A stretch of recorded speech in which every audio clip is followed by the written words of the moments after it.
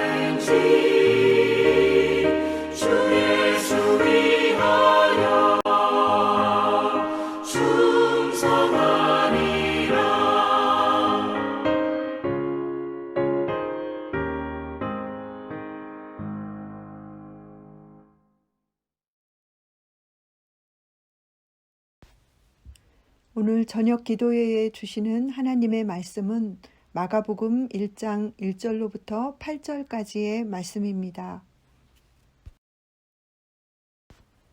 본문 말씀 8절 함께 읽겠습니다.